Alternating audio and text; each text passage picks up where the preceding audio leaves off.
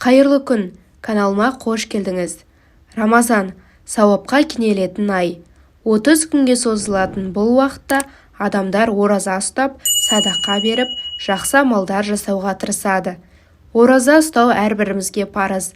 Десе де, ауыр дертпен күресіп жүргендерге, қандай да бір сырқатқа шалдыққандарға ораза ұстамауға болады екен.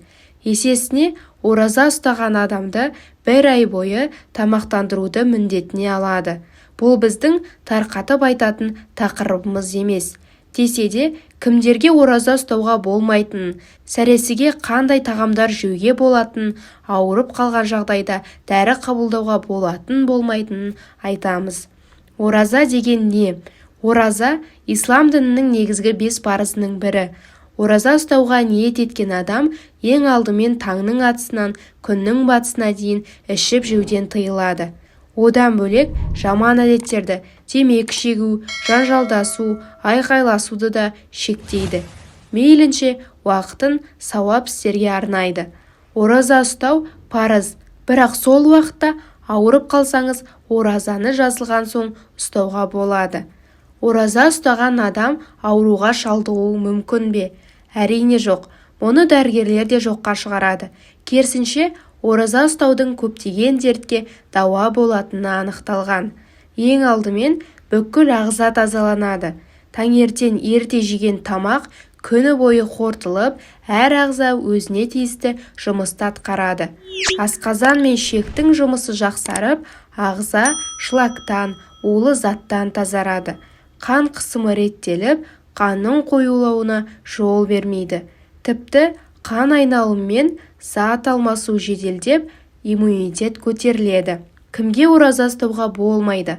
Шариғат сізге болады, сізге болмайды деп кесіп айта алмайды.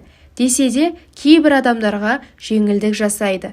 Мәселен, жүкті, емізулі аналарға, 7 жасқа толмаған балаларға, үнемі дәрі ішіп жүретін науқастарға, ауыр дертке шалдыққандарға ораза парыз саналмайды. Егер жүкті немесе емізулі кезде денсаулығыңыз көтерсе, ораза ұстаңыз. Оның сауабы өте мол екенін ескеріңіз. Ораза ұстағандарға сәресіде не жеу керек? Қалай тамақтансаңыз да өз еркіңізде. Бірақ ағзаға салмақ салатын тағамдарды шектегеніңіз жөн. Қыжыл тудыратын тым ащы, қышқыл тағамдарды жемеңіз. Өйткені бұл асқазанның қышқылдығын көбейтеді. Қыжыл пайда болады. Одан бөлек шөл қысып, күні бойы мазаңызды алады. Сонымен қатар тәттіге де тым құмар болмаңыз. Бұл тез қарныңызды тойдырғанымен аз уақыт өтпей-ақ асқазанның тамақ сұрай бастағанын байқайсыз. Тәтті жеген кезде көбірек шай іздейтініміз анық. Негізінде таңғы асқа бешбармақ, палау, қуырдақ секілді қою тағамдар жеуге болады. Тамақтан соң көбірек сусын ішіп, қайтадан ұйықтамауға тырысыңыз. Өйткені асқазанды тамаққа толтырып алып, төсекке жату денсаулығыңызға жасаған ауыр қиянат болмақ. Ал дәрігерлер мейлінше жеңіл тағамдарды қанағат етіңіз деп кеңес береді. Мәселен, құрма, кез келген кептірілген жемістер, сүт өнімдері, тары, талқан қарынды тойдырады. Әрі ағзада жеңіл қорытылады. Егер бір кесе сүтке 1 шай қасық сары май мен 2 ас қасық талқан араластырып ішсеңіз, керемет тойымды ас болады. Сонымен қатар 1 кесе майсыз сорпаға жұқпа турап ішсеңіз де өте тамаша тамақ болатынын біле жүріңіз. Сәресіге ботқа әзірлеп жесеңіз де ағзаны қажетті пайдалы заттармен байытасыз. Ораза ұстаған кезде тамақтан тыйылып қана қоймаңыз.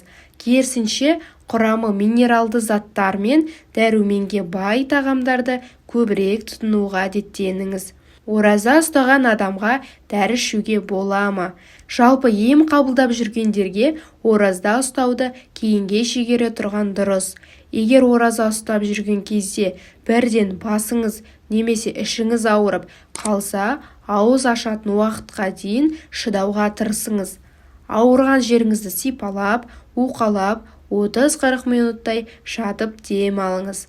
Оразаны қай кезде бұзуға болады?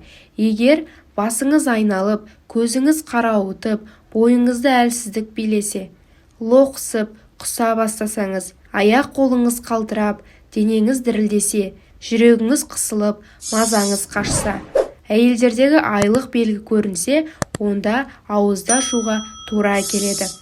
Дереу дәрігерге тексеріліп, толық ем алыңыз. Жақсылап жазылған соң, қаза болған күндерге ораза ұстайсыз. Сонымен, ардақты көрермендерім, келіп жеткен Рамазан айы барлығымызды сауапқа жазсын.